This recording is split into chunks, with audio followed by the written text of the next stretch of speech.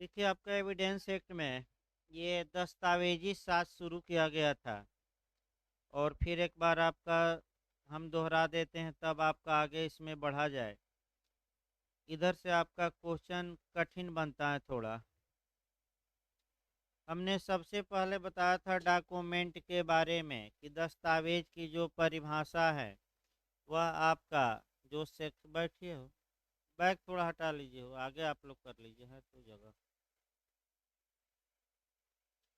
हाँ भाई, ये आपका जो लोग यूपीजे के लिए करंट पढ़ना चाहते हैं, तो प्रकाश सर आपका तैयार हुए हैं करंट पढ़ाने के लिए, राजापुर वाले प्रकाश पांडे सर। उसकी फीस 1,000 रखी गई है।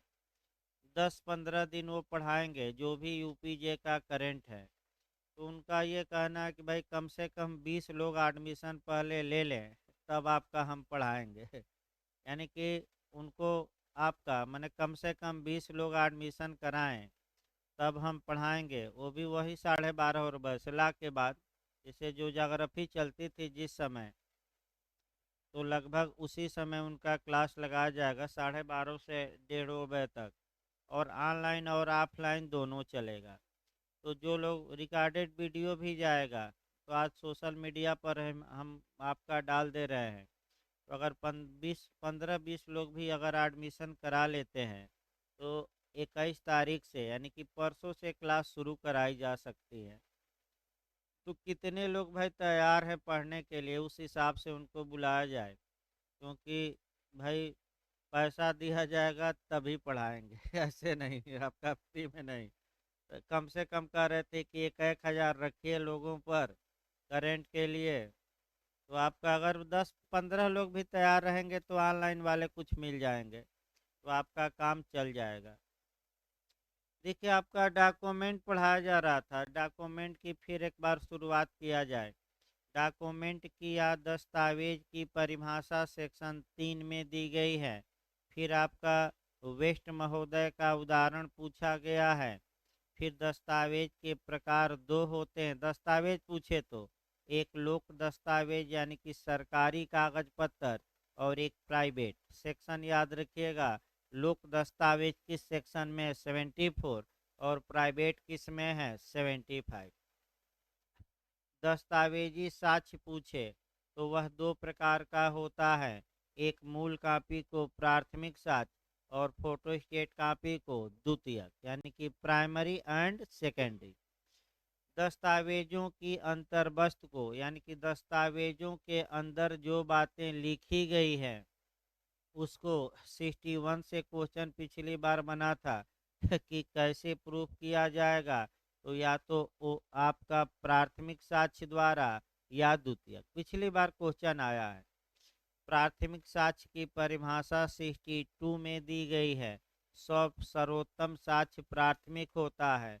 अगर ये मौजूद है तो पहले इसी को प्रस्तुत किया जाना चाहिए। ये बातें 64 में बताई गई है। यानी कि एपीओ में आया था कि प्राथमिक साक्ष्य की परिभाषा किस धारा में, तो 62। और अब पूछ सकता है कि प्राथमिक साक्ष्य सबसे पहले पेश किया जाना चाहिए क्योंकि ये सर्वोत्तम साक्ष्य होता है। ये कहाँ बताया गया है, तो 64।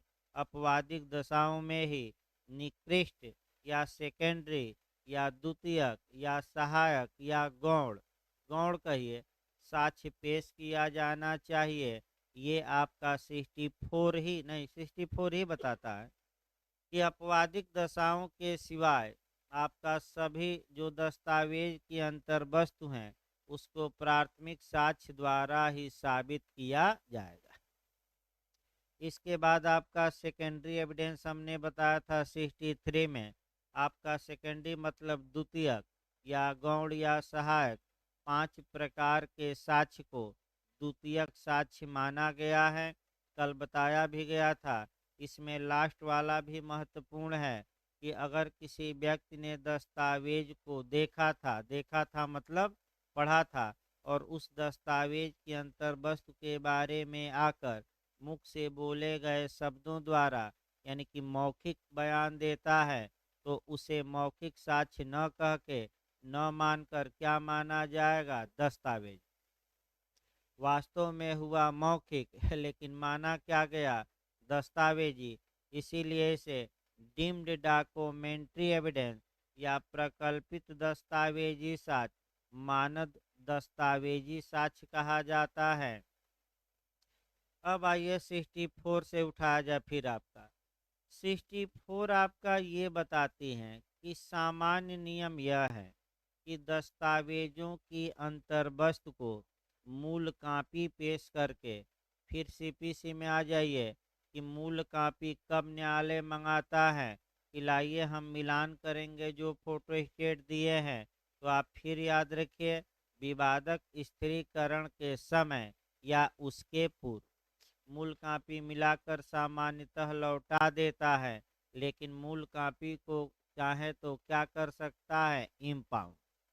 अब बताइए आपका अभी बताया गया कि निम्नलिखित दो ऐसी दस्तावेजें हैं जिनकी मूल कॉपी विवादकों के स्थिरीकरण के समय विवादक निकालते समय पेश करना आवश्यक नहीं है। वो भी क्वेश्चन आ सकता है। पहली ऐसी कॉपी थी जिस दस्तावेज के आधार पर मैंने गवाह की प्रत परीक्षा करनी हो, और दूसरा स्मृति ताजा। ये तुरंत पेश करना मूल कॉपी आपका मैंने आवश्यक नहीं। फिर बैक हुई आपका सीआरपी एविडेंस में आइए। ये धारा 64 ये बताती है कि अपवादिक दशाओं में ही द्वितीयक साक्ष्य दिया जाना चाहिए, और ये अपवादिक दशाएं एक तस्मीन पश्चात माने इस धारा के बाद दी गई है। तो धारा 64 के बाद की धारा कौन है 65। यानी कि 65 में कुल 7 ऐसी कंडीशन दी गई है जहां कि आप सेकेंडरी एविडेंस प्रस्तुत कर सकते हैं। तो धारा 65 दो प्रावधान बताती हैं। ये पूछ सकता है क्वेश्चन कि किन अवस्थाओं में किस कंडीशन में सेकेंडरी एविडेंस दिया जा सकता है और कौन सा सेकेंडरी एविडेंस दिया जा सकता है। दो बातें, यानी कि कौन सा द्वितीयक साक्ष्य दिया जा सकता है और किन दशाओं में। ये दोनों बातें कौन सी धारा बताती है 65। तो कितनी दशाएं दी गई है कि जिसको साबित कर देंगे तब आप सेकेंडरी एविडेंस दे सकेंगे 7। इसको कोरिलेट करके पढ़िएगा। दो धाराएं, एक 104 एविडेंस की और एक 136। कल मैं बताया था फिर हम बता रहे हैं।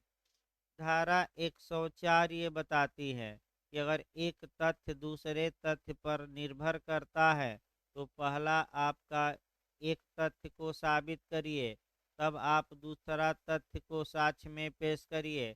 जैसे कि 65 के तहत पहला ये नियम है कि 65 अमूमन लागू नहीं होगी जब तक कि आप 65 की 7 कंडीशन में से किसी एक कंडीशन को साबित न कर दे। तो सबूत का भार किस पर होगा। तो जो पक्षकार ये चाहता है कि न्यायालय हमारा द्वितीयक साक्ष्य स्वीकार करे, उसी पक्षकार को ये 7 में से कोई एक दशा न्यायालय में क्या करनी पड़ेगी साबित। तो पहले दशा साबित करो, तब तुम्हारा द्वितीयक साक्ष्य क्या होगा स्वीकार। ये नियम। लेकिन न्यायालय चाहे तो इस नियम को शिथिल कर सकता है। पहले द्वितीयक साक्ष्य को ग्रहण या स्वीकार कर सकता है 136 के तहत, और परिस्थितियों को साबित करने के लिए बाद में कह सकता है कि आप कंडीशन को कब साबित करिएगा बाद में। लेकिन छूट नहीं दी जा सकती। भले आपका स्वीकार कर लिया हो साथ, लेकिन बाद में ही सही हर हाल में क्या करना पड़ेगा कंडीशन साबित। अब 65 शुरू करिए 7 कंडीशनों को। आप एक एक करके देखिए क्या क्या कंडीशन है। पहला देखिए भाई, अवस्थाएं। हेडिंग देखिए, अवस्थाएं जिनमें दस्तावेजों के संबंध में द्वितीयक साक्ष्य दिया जा सकेगा।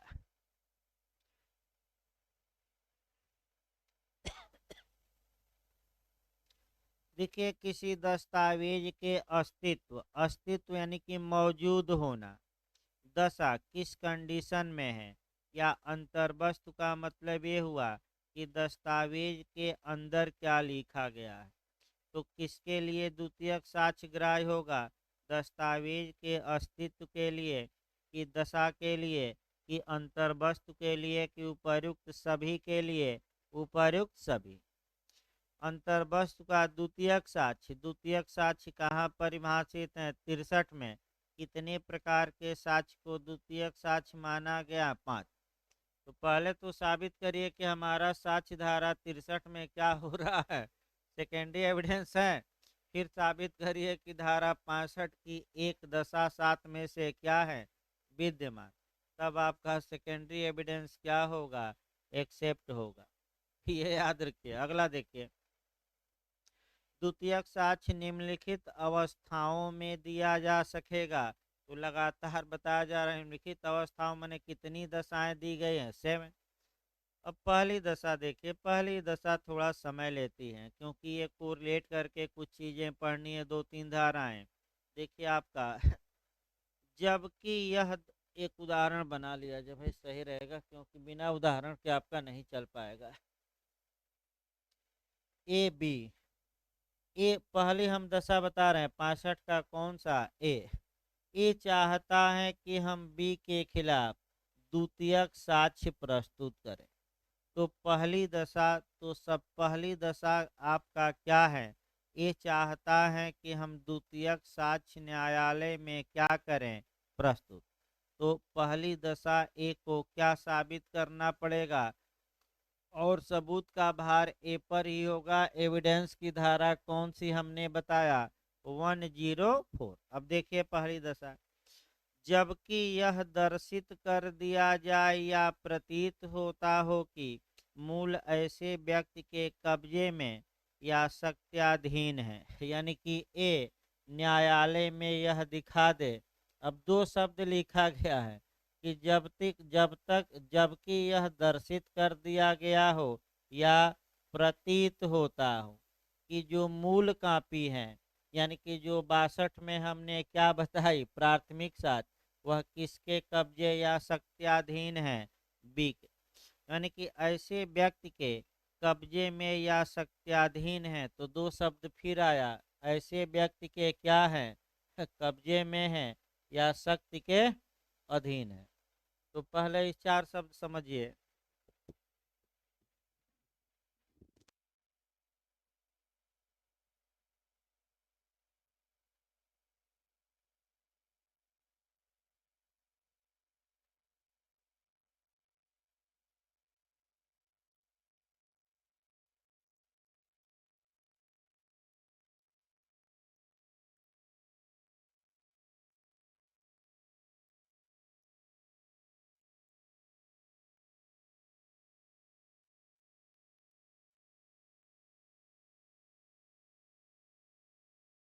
देखिए आपका फिर देखिए, यानी कि ये अगर यह दर्शित कर दे का यहाँ मतलब ये हुआ साबित कर दे। और प्रतीत होता है मतलब कि न्यायालय के मन में एक संदेह पैदा कर दे, संभावना पैदा कर दे। दोनों शब्द अलग अलग हैं। दर्शित कर दे मतलब कि साबित कर दे, और प्रतीत होता है मैंने न्यायालय के मन में एक क्या पैदा कर दे? संदेह। कि हजूर जो मूल कापी है, यानी कि जो 62 वाली मूल कापी है, वह ऐसे व्यक्ति के कब्जे में या शक्ति के अधीन है, यानी कि बी के कब्जे में है। कब्जे में है मतलब बी रखा है, या शक्ति के अधीन का मतलब ये हुआ कि बी के पास तो मूल कापी नहीं है, लेकिन जिसके पास मूल कापी है, बी बने जिसके पास मूल कापी है, बी उस व्यक्ति पर कुछ न कुछ प्राधिकार रखता है। और अगर बी चाहे तो वह मूल कापी क्या कर सकता है? ला सकता है। ये किसको साबित करना पड़ेगा?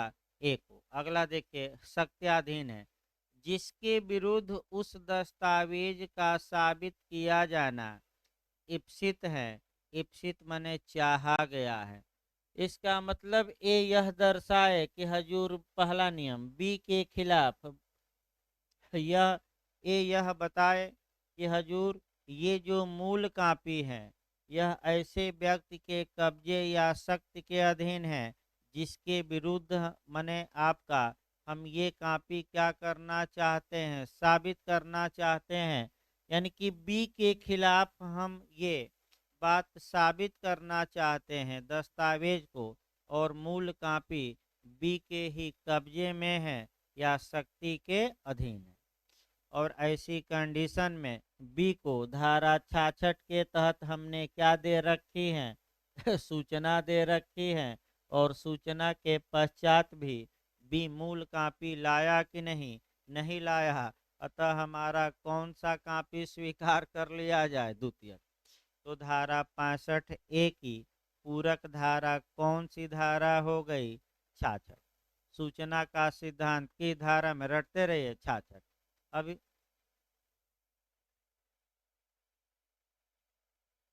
नहीं तो बताया जाएगा ना, अभी सूचना बताई नहीं गई, अभी तो केवल कोरिलेट किया गया। अब 66 अभी आएगी ना, 65 एक के साथ और दो तीन और धाराएं हैं, ये नहीं कि समाप्त हो गया, अभी 163 आएगी। अभी थोड़ा धैर्य रखे, 5-10 मिनट भाई, अभी समाप्त नहीं हुआ पूरी बात। आपका 65 ए ही केवल नहीं पढ़ना है, आपका 66 भी पढ़ना है, लास्ट की भी धारा पढ़ना है। उसके बाद आपका जो पढ़ना है एविडेंस की धारा 5 का स्पष्टीकरण पढ़ना है। तमाम चीज़ें पढ़नी है, थोड़ा धैर्य रखिए 10 मिनट भाई, अभी जब तक पूरा ना हो जाए वाक्य तब तक नहीं, जब पूरा हो जाए तब पूछिए। देखिए आगे, पहला नियम ये आया। दूसरा, जो न्यायालय की आदेशिका के पहुंच के बाहर है या ऐसी आदेशिका के अध्ययन नहीं है, यानी कि हजूर ये जो मूल कापी है यह बी के कब्जे में है या शक्ति के अधीन है, और जो ये बी हैं ये दिखा दे कि ये न्यायालय की आदेशिका के पहुंच के बाहर हैं। यानी कि अगर आपने बी के खिलाफ समन भी जारी किया कि मूल कापी ला कर आओ, तो उसके पास आपका आदेश पहुंच नहीं पाएगा। तो जब नहीं पहुंच पाएगा तो हमारा द्वितीयक साक्ष्य क्या कर लीजिए, स्वीकार। या आदेशिका के अध्ययन नहीं है, यानी कि अगर आपने बी को आदेश भी दिया तो वह उस आदेश का पालन करने के लिए कानूनन आपके आदेश का पालन करने के लिए बाध्य नहीं है। तो जब अध्ययन ही नहीं है तो हमारी ये द्वितीयक साक्ष्य क्या करिए, आप स्वीकार करिए। तीसरा देखिए, जो उसे पेश करने के लिए वैध रूप से आबद्ध है इसका मतलब ये हुआ कि ए यह दिखा दे कि हजूर बी के कब्जे या शक्ति के अधीन मूल दस्तावेज हैं, और बी कानूनी रूप से उसे पेश करने के लिए क्या हैं, बाउंड हैं, बाध्य हैं। अतः जब पेश नहीं करता तो हमारा द्वितीयक साक्ष्य क्या कर लीजिए, स्वीकार। लास्ट लाइन देखिए, और जबकि ऐसा व्यक्ति धारा 66 में वर्णित सूचना के पश्चात उसे पेश नहीं करता, यानी कि ए को एक बात और दिखानी पड़ेगी कि हजूर हमने धारा 66 के तहत बी को सूचना दी थी, और सूचना के बावजूद भी बी ने मूल कापी प्रस्तुत नहीं किया। अतः हमारा द्वितीयक साक्ष्य क्या करिए, स्वीकार। यानी कि अगर मामला, अब चूंकि धारा 66 के तहत सूचना दी जाएगी तो यहाँ से भी क्वेश्चन बनता है। यानी कि 65 ए की जो सप्लीमेंट्री सेक्शन है, जो पूरक धारा है, वह कौन सी है, 66। 65 ए के लिए यह जरूरी है, यह आवश्यक है कि जो पक्षकार द्वितीयक साक्ष्य प्रस्तुत करना चाहता है वह विरोधी पक्षकार को, यानी कि जिस पक्षकार के कब्जे या शक्ति के अधीन आपका मूल दस्तावेज है, सामान्यतः एक बार उसे सूचना दे कि न दे, दे। सूचना का उद्देश्य मुख्य ये है कि चूंकि धारा 64 ये बताती है कि बेस्ट एविडेंस कोर्ट में आना चाहिए, और मूल कापी चूंकि बेस्ट एविडेंस होती है बी के कब्जे या शक्ति के अधीन है ही, अतः बी को एक मौका दिया जाए कि वह मूल कापी कोर्ट में क्या करे, पेश। अगर बी विफल हो जाता है तो ऐसी कंडीशन में ए द्वितीयक साक्ष्य क्या कर दे प्रस्तुत, लेकिन एक बार मौका दिया जाए कि वह ओरिजिनल कॉपी क्या करे लाए। ये उद्देश्य है कि भाई बेस्ट एविडेंस आ जाए, नहीं आएगा तो सेकेंडरी एविडेंस तो है ही। अब यहाँ आपका 65 ए को तुरंत कोरिलेट करना है 66 से। देखिए आपका क्या है 66 में, फिर एक बार देखिए क्वेश्चन बना है 67 से। 60 ए की पूरक धारा 66 है। 66 में सामान्यतः ए द्वारा लिखित रूप से बी को सूचना दी जाएगी। अब यहाँ जो क्वेश्चन बनता है कि सूचना लिखित होगी कि मौखिक की मूल कॉपी लाओ लिखित में, और किसको दी जाएगी ये भी क्वेश्चन बना है, अभी हम बता रहे हैं बेर। लेकिन 6 ऐसी कंडीशन है जहां सूचना का अपवर्जन किया गया है, अर्थात जहां ए द्वारा बी को सूचना दिया जाना आवश्यक नहीं। फिर अब काम भाई कंसेप्ट पहले क्लियर करिए। सामान्यतः 65 ए के लिए यह आवश्यक है कि जिस व्यक्ति के पास मने मूल कॉपी जिसके कब्जे में या शक्ति के अधीन है उसको एक बार सूचना दी जाए। लेकिन यह विधि का पूर्ण नियम नहीं है। इसके 6 अपवाद हैं कि अगर 6 दशाओं में से कोई एक दशा विद्यमान है तो ऐसी कंडीशन में ए द्वारा बी को सूचना देना आवश्यक नहीं है। अब जब एमपी में जाएंगे तो वह दशाएं अंदर से पूछी जाती हैं कि किस दशा में सूचना देना आवश्यक है और किस में आवश्यक नहीं है। नहीं आए 3 ऑप्शन दे उपयुक्त सभी दे तो उपयुक्त सभी सही होगा, 99% चांस है। लेकिन कब सूचना देना आवश्यक है तब तो 6 दशाएं आपको क्या करनी पड़ेंगी याद। अब बेर की भाषा देखिए, पहले 66 65 एक के साथ तुरंत आप कौन सी धारा पढ़िएगा 66, उसके बाद और पढ़ाया जाएगा। पेश करने की सूचना के बारे में नियम धारा 66 में धारा 65 के खंड क में निर्दिष्ट दस्तावेजों की अंतर्वस्तु का द्वितीयक साक्ष्य तब तक न दिया जा सकेगा जब तक कि ऐसे द्वितीयक साक्ष्य की प्रस्थापना करने वाले पक्षकार ने, तो इस उदाहरण में बताइए किसने न्यायालय में प्रपोजल किया है कि हमारा द्वितीयक साक्ष्य स्वीकार कर लिया जाए ए। तो जब तक कि द्वितीयक साक्ष्य देने की प्रस्थापना करने वाले पक्षकार ने यानी कि ए ने उस पक्षकार को, तो उस पक्षकार माने दूसरा पक्षकार कौन है इसमें भी, जिसके कब्जे या सत्याधीन वह दस्तावेज हैं या उसके अटार्नी या प्लीडर को उसे पेश करने की ऐसी सूचना जैसा कि विधि द्वारा विहित है और कोई सूचना विधि द्वारा विहित नहीं है तो उचित रूप से सूचना न दे दी गई हो। इसका मतलब ये हुआ कि ए सूचना दे। अब ये पूछा जाता है कि किसको सूचना दी जाएगी 66 के तहत ये क्वेश्चन आया है। तो आप लोग बताइए किसको सूचना दी जाएगी, जिसके कब्जे या शक्ति के अधीन मूल दस्तावेज हैं यानी कि प्राथमिक साक्ष्य हैं। और किसको दी जा सकेगी, ऐसे व्यक्ति के अटार्नी या लीडर। तो क्या बी के अधिवक्ता को सूचना दी जा सकेगी कि नहीं दी जा सकेगी। तो क्वेश्चन बना है कि धारा 66 के तहत सूचना दी जाएगी आपका दूसरे पक्षकार के अटार्नी या प्लीडर को, दोनों को, इनमें से कोई नहीं। ये सूचना लिखित में होगी मौखिक नहीं। तो किसको सूचना दिलवाएंगे, दोनों को। अगर अधिवक्ता को सूचना दे दी गई तो माना जाएगा कि पक्षकार को सूचना, ये थोड़ा अंडरलाइन करिएगा क्वेश्चन यहाँ से अटैक करता है। अब देखिए लेकिन, अब लेकिन लगाना है। 6 ऐसी कंडीशन धारा 6 में दी गई है जहाँ की सूचना देने की आवश्यकता है कि नहीं, नहीं है।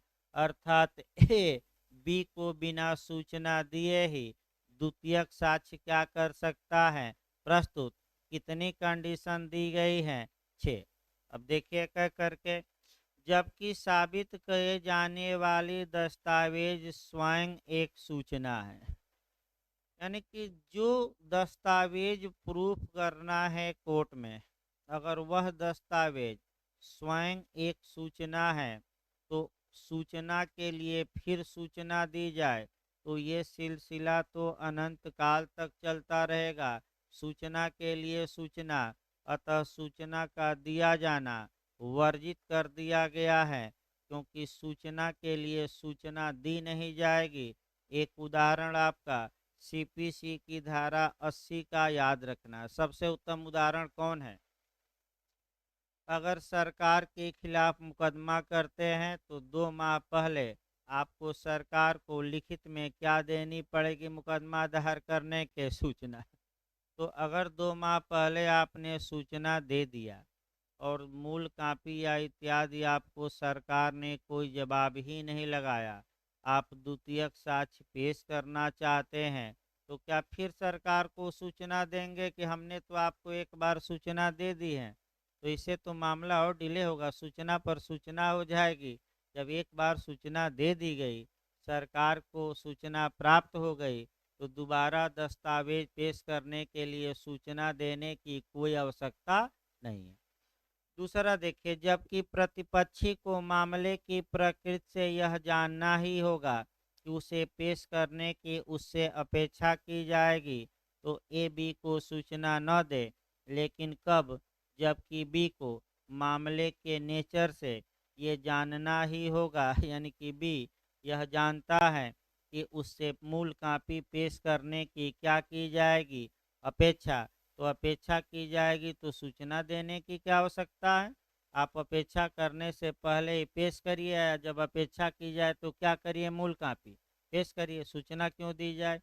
तीसरा, जबकि यह प्रतीत होता है या साबित किया जाता है कि प्रतिपक्षी ने मूल पर कब्जा कपट या बल द्वारा भी प्राप्त कर लिया है, यानी कि बी ने मूल कापी पर कब्जा जमा लिया है, या तो ए से फ्रॉड करके जमा लिया है, या ए से बल का प्रयोग करके, यानी कि ए से मूल कापी क्या की है? छीन ली है।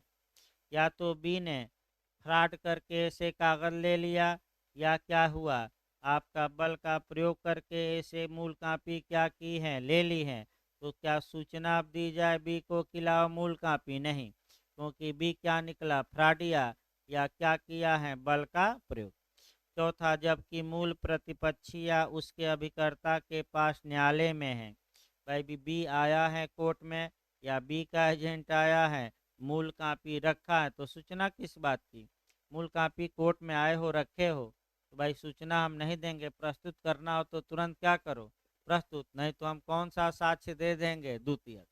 पांचवा देखिए, जबकि प्रतिपक्षी या उसके अभिकर्ता ने उसका खो जाना स्वीकार कर लिया है, यानी कि बी न्यायालय में ये स्वीकार कर ले कि मूल कापी गायब हो गई, नष्ट हो गई, चूहे कुतर दिए, या बाढ़ में बह गई, तो जब ये स्वीकार कर ले तो कौन द्वितीयक साक्ष्य दे दे? ए।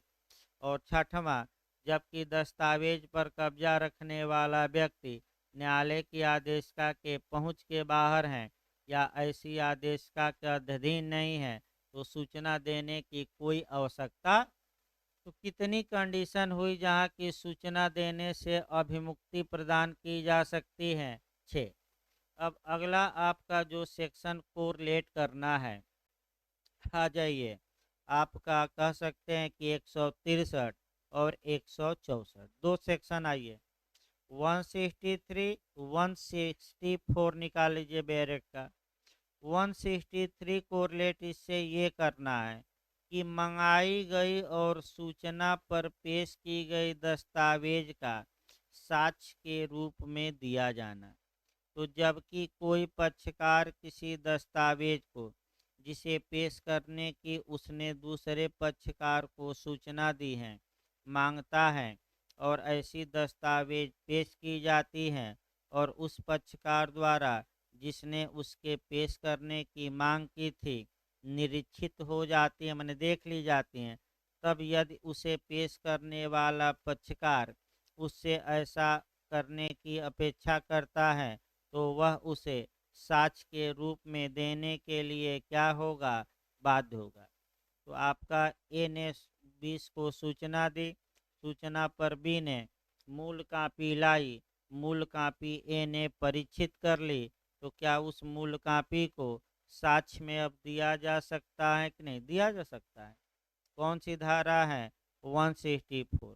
और अगर सूचना के बाद भी बी ने पेश करने से इनकार कर दिया, यही क्वेश्चन बार बार गलत होता है कि कानून एक बार आपको मौका दिया, आपको सूचना दी गई और आपने सूचना के बावजूद भी पेश करने से इनकार कर दिया, तो सामान्य नियम ये है कि अब उस मूल दस्तावेज को आप पेश कर सकते हैं कि नहीं? नहीं, क्योंकि एक बार आपको मौका दिया गया तो आप क्या कर सकते थे? पेश। लेकिन यही लेकिन आपका क्वेश्चन बनता है कि कब ऐसी मूल दस्तावेज को जो सूचना के बावजूद भी प्रस्तुत नहीं की गई थी, कब इसे प्रस्तुत दोबारा किया जा सकता है? तो कंडीशन याद रखिएगा, आपका दो कंडीशन है, वही आपका बार बार अटैक करता है। और बार बार देखिए बैरेट की भाषा, ये 164 देखिए, जबकि कोई पक्षकार ऐसी किसी दस्तावेज को पेश करने से इनकार कर देता है जिसे पेश करने की धारा 66 के तहत उसे क्या मिल चुकी है? सूचना, तब वह तत्पश्चात उस दस्तावेज को दूसरे पक्षकार की सम्मत से या न्यायालय के आदेश के बिना साक्ष्य के रूप में उपयोग में नहीं ला सकता। बताइए, अगर एक बार सूचना दी गई, मूल कापी आपका बी ने पेश नहीं किया, तो सामान्य नियम यह है कि अब उसे बाद में मूल कापी पेश करने दिया जाएगा कि नहीं? नहीं। लेकिन इसके कितने अपवाद हैं? दो। और वही अपवाद रट्टा मार कर जाना है। पहला, न्यायालय अनुमति दे दे। दूसरा, विपक्षी पक्षकार क्या हो जाए? सहमत। रट कर जाइएगा। कितनी कंडीशन दी गई हैं? दो। एक तो विपक्षी क्या दे दे? सहमत। या सहमत नहीं देता तो दूसरा न्यायालय क्या दे दे? इजाजत। क्यों ऐसा नियम बनाया गया? क्योंकि जब एक बार आपसे अपेक्षा की गई कि बेस्ट एविडेंस लाइए और आपके पास मौका और अवसर भी था, फिर भी आप नहीं लाए, तो भले वह सुसंगत तथ्य हो, लेकिन वह सुसंगत तथ्य होते हुए भी अब सामान्यतः एक्सेप्ट नहीं किया जाएगा। लेकिन इसके कितने अपवाद 164 में हैं? दो। फिर एक बार हम बता रहे हैं, गलत होता है ज़्यादा। विपक्षी सहमत हो जाए या न्यायालय क्या दे दे? अनुज्ञा। इसको एविडेंस की धारा 5 के स्पष्टीकरण से जोड़िएगा, एक्सप्लेशन से। निकालिए धारा 5, सेक्शन 5 के एक्सप्लेशन से जोड़ना है, स्पष्टीकरण से जोड़ना है। देखिए, अगर सिविल मामलों में, केवल सिविल मामलों में लागू होगा, अगर सिविल प्रक्रिया संहिता के तहत किसी दस्तावेज को डिनाई कर दिया गया है, तो ऐसी दशा में क्या एविडेंस एक्ट उसे स्वीकार करने की अनुमति देगा कि नहीं? नहीं देगा। इसका मतलब ये हुआ कि अगर बी को सूचना दी गई, एक बार बी से कहा गया कि मूल कापी लाओ, मूल कापी वह नहीं लाया, बाद में पेश करना चाहता है, तो सामान्यतः अब मूल कापी भले हो लेकिन वह सुसंगत। लेकिन इसके दो अपवाद हैं 164 में। दूसरा पक्षकार क्या हो जाए, यानी कि इस उदाहरण में या तो ए सहमत हो जाए, ए सहमत नहीं होता तो किसकी अनुज्ञा से? न्याय। इस प्रकार अब कोई क्वेश्चन हो तो बताइए, यानी कि अब जो आपका जो धाराएं कोरिलेट हो गई। अब अगर किसी के व्यक्ति के मन में कोई संदेह हो तो बताइए, नहीं तो 65 का खंड बी देखा जाए, क्योंकि थोड़ा कठिन है धाराएं, इधर 65 और 65 है, बस ये, उसके बाद तो बहुत आसान हो जाएगा। एविडेंस एक्ट 65 का खंड बी देखिए भाई, आपका 65 का खंड बी देखिए, जबकि मूल के अस्तित्व, दशा या अंतर्वस्तु को उस व्यक्ति द्वारा उसके विरुद्ध उसे साबित किया जाना है या उसके हित प्रतिनिधि द्वारा लिखित रूप में एक्सेप्ट किया जाना साबित कर दिया गया है। अर्थात इसका मतलब ये हुआ कि ए चाहता है कि हम बी के खिलाफ द्वितीयक साक्ष्य पेश करें, और ए यह दिखाता है कि हजूर बी ने या बी के हित प्रतिनिधि ने मूल दस्तावेज में क्या क्या बातें लिखी गई थी इसको लिखकर एक्सेप्ट कर लिया है। यानी कि इसको एक्सेप्ट भी ने किया है लिखकर कि मूल दस्तावेज में ये बातें लिखी गई है। तो बी ने जो लिखकर आपका मैंने दिया है वह लिखित स्वीकृति ही द्वितीयक साक्ष्य के रूप में ये क्या कर सकता है पेश। दूसरा साक्ष्य नहीं, यहाँ केवल कौन, जो बी ने लिखकर क्या किया है स्वीकृति। भाई दूसरा साक्ष्य नहीं दिया जाएगा, केवल यहाँ कौन सुसंगत होगा, लिखित स्वीकृति। किसने स्वीकार कर लिया कि दस्तावेज के अंदर क्या क्या लिखा गया था, बी ने। तीसरा देखिए, जबकि मूल नष्ट हो गया है, यानी कि ये दिखा दे कि हजूर द्वितीयक साक्ष्य हमारा स्वीकार करिए क्योंकि मूल कापी नष्ट हो गई है, यानी कि आग में जल गई या बाढ़ में बह गई आपका, या खो गया है, मैंने ट्रेन में आ रहे थे सो गए, चोरी हो गया, घर में चोरी हो गई, क्या करें हम, खो गया है, अथवा उसकी अंतर वस्तु, हाँ खो गया है आपका, या उसके अंतर वस्तु का साक्ष्य देने वाले की प्रस्थापना करने वाले पक्षकार स्वयं अपने व्यतिक्रम या उपेक्षा से अनुद्भूत किसी अन्य कारण से उसे युक्त युक्त समय में पेश नहीं कर सकता। यानी कि एक को ये दिखाना पड़ेगा कि हजूर हमसे कोई चूक नहीं हुई, हमने कोई उपेक्षा भी नहीं बरती, हमारा कोई गलती नहीं है, और दूसरा कारण विद्यमान है, हमारी गलती नहीं है, और इस कारण से उचित समय में मैं मूल कापी पेश नहीं कर पाऊंगा। अतः ऐसी कंडीशन में ये द्वितीयक साक्ष्य हमारा क्या करिए स्वीकार। लेकिन फिर याद रखिए, ए ने न तो कोई चूक की हो और न ही क्या बरता हो नेग्लिजेंस। ए को दिखाना पड़ेगा कि हमारी कोई गलती नहीं है। अगला देखिए आपका चौथा, जबकि मूल इस प्रकृति का है कि उसे आसानी से स्थानांतरित नहीं किया जा सकता। तो आपका चौथा पॉइंट, आसानी से स्थानांतरित नहीं किया जा सकता, इसके तमाम उदाहरण मिल जाएंगे। जैसे कि आपका एक देख सकते हैं कि पेड़ों पर जो नंबरिंग होती है, अब एक एक पेड़ उखाड़ उखाड़ कर लाएंगे तो बहुत ज़्यादा तामझाम होगा। तो भाई मूल कापी न पेश करके एक आदमी जाए, नंबरिंग गिन ले और न्यायालय को क्या करे बता दे। जैसे समाधि पर लिखा गया सन इत्यादि की किस सन में मरे ये, तो क्या समाधि का पत्थर उखाड़ लिया जाए? आ- आसानी से जा सकता है कि नहीं उखाड़ कर? नहीं। मकान पर लिखा गया तो मकान तोड़ कर ले जाया जाए? पत्थर शिला, मान लीजिए लोहे लौह स्तंभ पर लिखा गया है पुराने जमाने का, तो क्या लौह स्तंभ ले जाना मने आसान है? तो आसान नहीं है। तो मूल दस्तावेज ऐसी हैं जो आसानी से आपका स्थानांतरित नहीं की जा सकती। अतः हमारा आप कौन सा साथ स्वीकार करिए, द्वितीय। अगला देखिए आपका, जबकि वह धारा 74 के तहत एक पब्लिक डॉक्यूमेंट है। तो मैं बताया था कल ही कि अगर लोक दस्तावेज हैं तो क्या उसकी मूल कापी पेश की जाती है कि प्रमाणित? प्रमाणित। तो दिखा दीजिए कि हजूर आरटीआई के तहत हमने ये मांगा था धारा 65 का, आप क्लाज ई देख लीजिए, और ई में नहीं आपका, हाँ ई, हाँ यही है, यही है धारा 65 का क्लाज ई देखिए।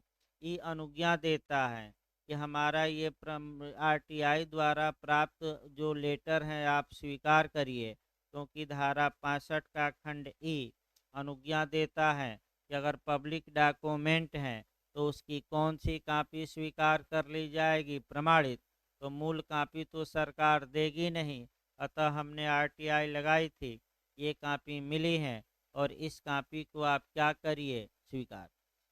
अगला देखिए, जब मूल ऐसी दस्तावेज हैं जिसकी प्रमाणित प्रति का दिया जाना या तो साक्ष्य अधिनियम या भारत में किसी लागू विधि के तहत अनुज्ञात है, यानी कि हजूर ये प्रमाणित कापी है, साक्ष्य अधिनियम या कोई अन्य कानून में ये देखिए लिखा गया है कि इसकी प्रमाणित कापी ही दी जाएगी, मूल कापी देने की आवश्यकता नहीं है, तो हमारी कापी प्रमाणित क्या करिए, स्वीकार। और अंतिम देखिए, जबकि मूल ऐसी अनेक लेखाओं में है या अन्य दस्तावेजों से गठित है जिसकी न्यायालय में सुविधापूर्वक परीक्षा नहीं की जा सकती और वह तथ्य जिसे साबित किया जाना है संपूर्ण संग्रह का साधारण परिणाम है। हजूर 2 ट्रक आपका कागज पत्तर है, 2 ट्रक कागज कहाँ से हम पेश करें, और 2 ट्रक का कागज है उसका सार निकालना है, तो ऐसी कंडीशन में मूल कापी न पेश किया जाए तो एक आ जाएगा विशेषज्ञ, वह कागज को छानबीन करेगा, सार निकाल कर कोर्ट में 10-20 पन्ने में क्या करेगा, 100 पन्ने में दे देगा कि ये आय ये व्यय सालाना दे दे। तो इस प्रकार आपका 7 कंडीशन रही। अब आइए आपका 65A, इलेक्ट्रॉनिक अभिलेख से संबंधित साक्ष्य के बारे में भी ये धाराएं पूछी जा रही हैं, थोड़ा सतर्क रहेगा, वर्तमान समय मेंस में भी आ रही है। अब 65 इलेक्ट्रॉनिक अभिलेख से संबंधित साक्ष्य के बारे में विशेष प्रावधान आपका कहाँ दिया गया है, तो आपका जवाब रहेगा 65 में। आपका पूछा गया है कि इलेक्ट्रॉनिक रिकॉर्ड से संबंधित साक्ष्य के बारे में स्पेशल प्रोविजन कहाँ है, तो आपका जवाब रहेगा 65A। हेडिंग ही पूछा है कई बार। इलेक्ट्रॉनिक अभिलेख की अंतर वस्तुएं धारा 65B के प्रावधानों के अनुसार प्रूफ की जा सकेंगी, साबित की जा सकेंगी। तो यानी कि इलेक्ट्रॉनिक अभिलेख की जो अंतर वस्तु है, यानी कि इलेक्ट्रॉनिक अभिलेख के अंदर जो बातें लिखी हैं उसको कैसे साबित किया जाएगा, तो 65 किसके तहत, आपका बी के तहत। तो अब यहाँ 2 क्वेश्चन आपका बनता है कि इलेक्ट्रॉनिक अभिलेखों की ग्राह्यता के बारे में नियम किस धारा में है, 65B में, जो झारखंड में पूछा गया कि कंप्यूटर उत्पाद के संबंध में आपका यानी कि इलेक्ट्रॉनिक अभिलेख की ग्राह्यता की कंडीशन की धारा में है, शर्तें किस खंड में, खंड वाइज पूछा गया है, तो 65B के क्लाज 2 अंडरलाइन करिए। 65B का कौन सा क्लाज है, आपका 2, यानी कि कब इलेक्ट्रॉनिक रिकॉर्ड ग्राह्य किया जाएगा, उसके लिए क्या कंडीशन होगी। ये डायरेक्ट क्वेश्चन आया है कि शर्तें किस क्लाज में है, क्लाज वाइज पूछा गया है, तो अंडरलाइन कर लीजिए किस क्लाज में है, आपका 2 में। इसके बाद इसमें आपका कह सकते हैं कि मैंने आगे देखा जाए 66 इतना ही पढ़िएगा, इसको 2 चीज़ें पूछी जाती हैं। इसके बाद आपका जो पूछा जाता है अब 67 से, अब 67 से आपका फिर अगला कंसेप्ट बनाना पड़ेगा। देखिए आपका फिर भाई एक बार 67 से लेकर 78 तक की जो धाराएं हैं ये आपका एक ग्रुप में पढ़ी जाती हैं कि जो दस्तावेज का निष्पादन होगा वह कैसे साबित किया जाता है। इसमें आपका 2-3 धाराएं हर हाल में याद होना चाहिए। एक 68 से क्वेश्चन बनता है और दूसरा आपका 69 से, उसके बाद 73 से भी बनता है, 74 से, 75 से भी, बीच में भी कभी काल पुछल्ला दे रहा है, लेकिन 5-6 धाराएं तो हर हाल में अच्छे से याद रखिए। तो निष्पादन होता क्या है, ये एग्जीक्यूशन होता क्या है, पहले एक उदाहरण देखिए तब धाराएं भाई आपका, यानी कि दस्तावेजों का निष्पादन कैसे प्रूफ किया जाएगा कोर्ट में, इसके लिए नियम कहाँ से कहाँ तक है, पहले तो ये जानिए 67 से लेकर कहाँ तक, 78।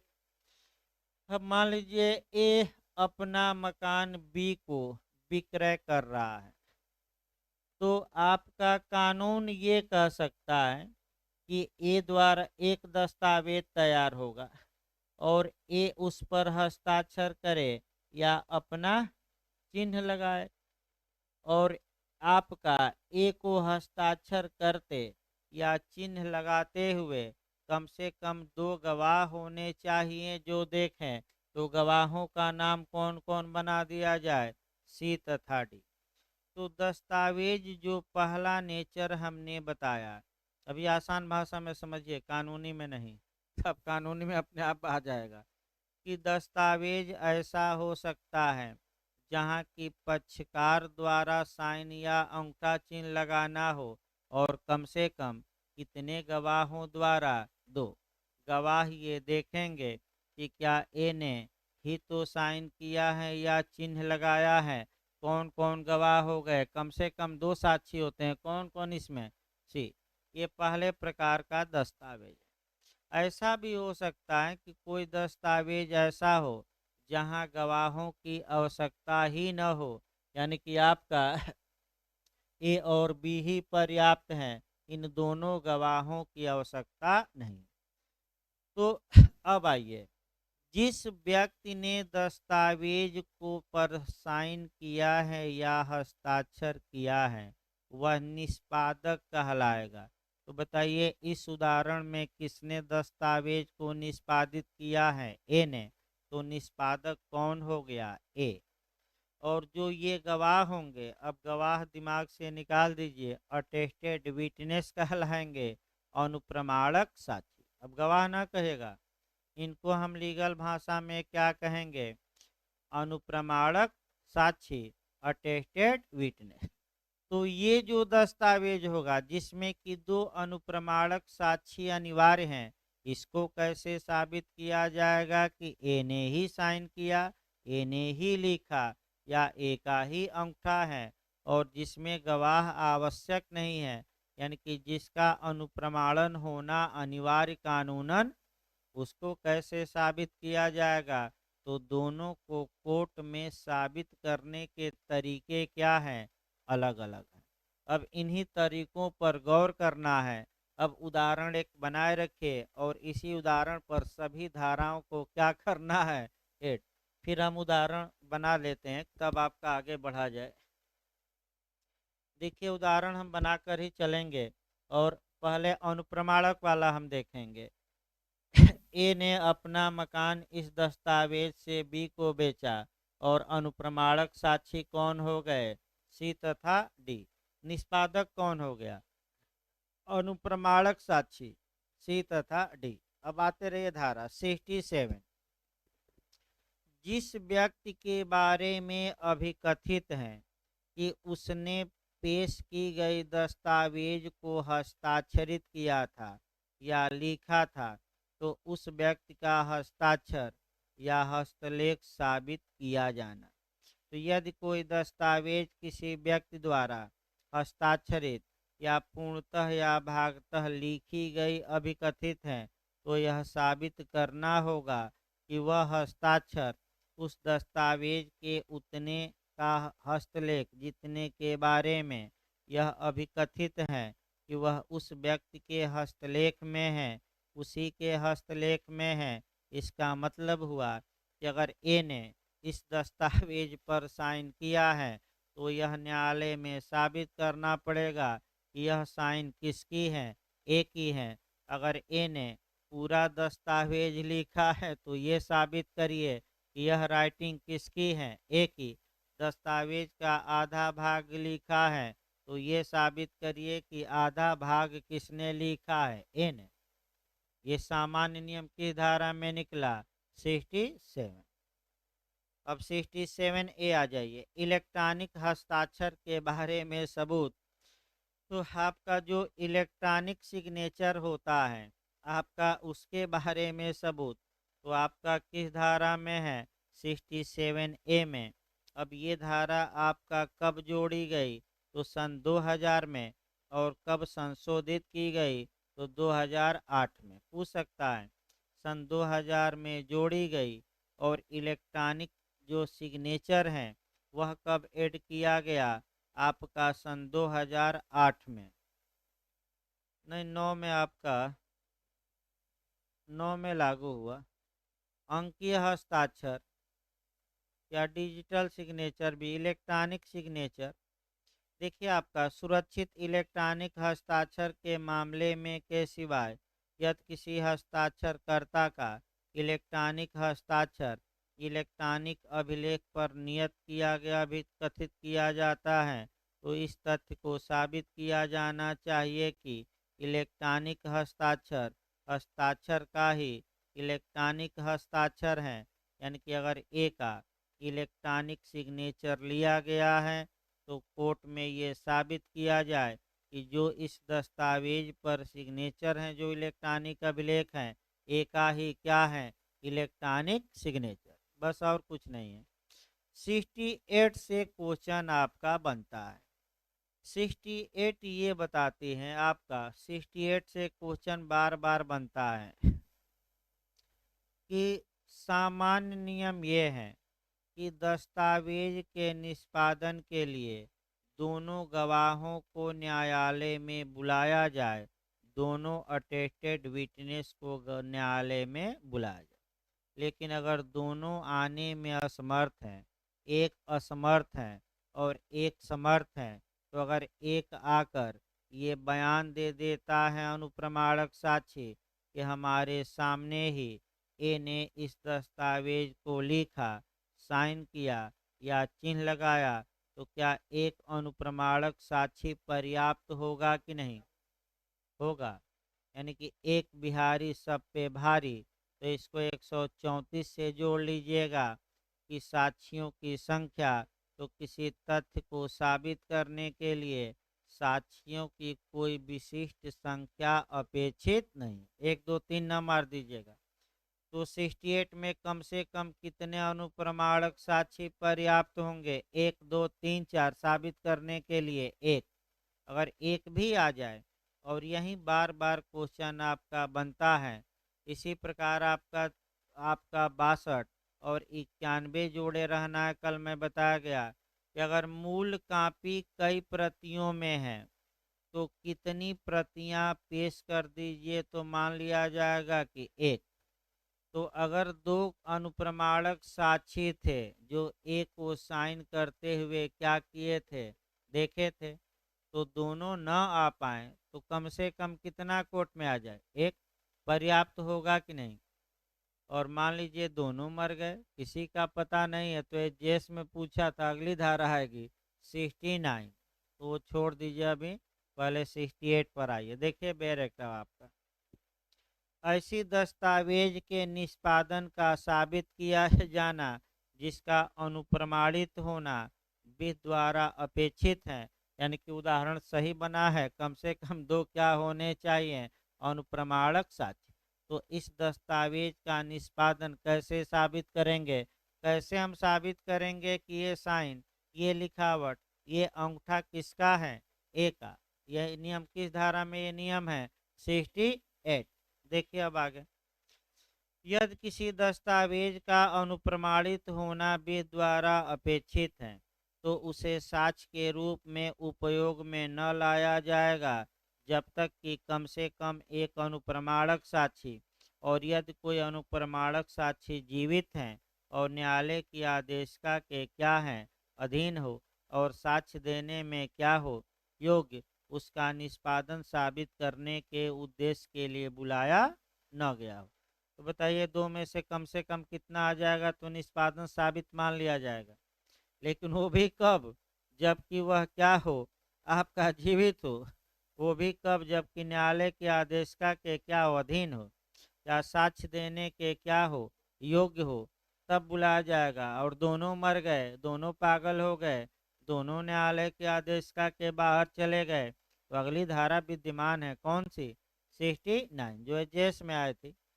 अब देखिए, परंतु ऐसी किसी ऐसी दस्तावेज के निष्पादन को साबित करने के लिए जो विल नहीं है और जो भारतीय रजिस्ट्रीकरण 1908 के उपबंधों के अनुसार रजिस्टर्ड हैं, किसी अनुप्रमाणक साक्षी को बुलाना आवश्यक नहीं होगा जब तक कि उसके निष्पादन का प्रत्याख्यान उस व्यक्ति द्वारा न कर दिया जाए जिसने उसका निष्पादन किया था। यानी कि वसीयत में भी यही नियम लागू होगा।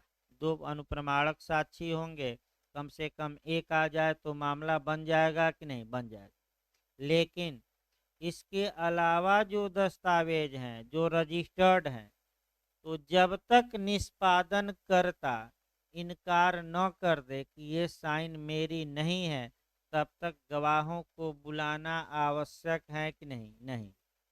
ये लास्ट लाइन आपका ये। अगला देखिए 69, जब किसी भी अनुप्रमाणक साक्षी का पता न चले तब निष्पादन कैसे साबित किया जाएगा। ध्यान से अब समझिए, सी का भी पता नहीं है और किसका। अब ये विवाद उत्पन्न हो गया कि क्या ए ने इस दस्तावेज पर साइन किया था, अंगूठा चिन्ह लगाया था, या इस दस्तावेज को लिखा था। ये विवाद उत्पन्न हो गया। और जो गवाह थे, यानी कि गवाह न कह के अब कानूनी भाषा में हम क्या कहेंगे, अटेटे विटनेस, दोनों मर गए या पता ही नहीं है दोनों का, तब क्या होगा। यहीं आपको कवर करना है, तो कोर्ट में ये साबित करना पड़ेगा कि हजूर निष्पादक का ही इस पर हस्ताक्षर हैं और दो अनुप्रमाणक साक्षियों में से एक का इस पर साइन है। दोनों का नहीं, किसका, एक का। यानी कि किसका किसका, हम ये निष्पादक का हस्ताक्षर साबित कीजिए और दो अनुप्रमाणक साक्षियों में से कम कितने का, एक का, कि इन्हीं का इस दस्तावेज पर साइन है, तब उसके निष्पादन को क्या किया जाएगा, साबित। यानी कि इनका भी साइन साबित करिए और किसका, सी का। लेकिन ये कब, जबकि ये दोनों मिलें कि ना मिलें। अब मिलेंगे तो 68, कम से कम कितने आ जाए इसमें से, एक। और न मिले तो कौन सी धारा, 69।